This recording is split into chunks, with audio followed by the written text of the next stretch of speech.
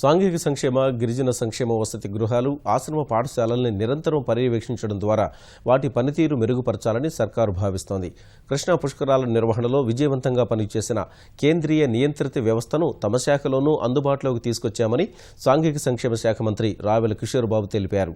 ఈ విధానం ద్వారా పశ్చిమ గోదావరి జిల్లా భీమడోలు మండలం పొలసానపల్లి సాంఘిక సంక్షేమ పాఠశాలలో పనితీరును మంత్రి పర్యవేక్షించారు. సీసీటీవీ కెమెరాల సాయంతో విద్యార్థులు, ఉపాధ్యాయులతో మాట్లాడారు. పాఠశాల పరిసరాలు, వంటశాల తీరు పరిశీలించారు. త్వరలో అన్ని జిల్లాల్లోనూ ఈ విధానం అమలు చేయనున్నట్లు రావెల స్పష్టం చేశారు. రెసిడెన్షియల్ స్కూల్స్లో టెక్నాలజీని ఉపయోగించి ఒక కమాండ్ కంట్రోల్ రూమ్ ఏర్పాటు చేసి క్షేత్రస్థాయిలో ఏ విధంగా పిల్లలు చదువుతున్నారు, ఎలాంటి ఆహారం తీసుకుంటున్నారు, ఎలాంటి విద్యాబోధన అక్కడ జరుగుతూ ఉంది, ఎప్పటికప్పుడు రియల్ టైంలో పర్యవేక్షించడానికి ఈ యొక్క కమాండ్ కంట్రోల్ రూమ్ అనే సిస్టాన్ని తీసుకొచ్చాం. 2 షిఫ్ట్లో స్టాఫ్ని పెట్టి ఒక టెలికాలింగ్ సెంటర్ని పెట్టి కంటిన్యూస్గా మానిటర్ చేస్తూ ఉంటాము. క్లాసులు ర్యాండమ్గా నిరంతర పర్యవేక్షణ వల్ల పెర్ఫార్మెన్స్ పెరుగుద్ది.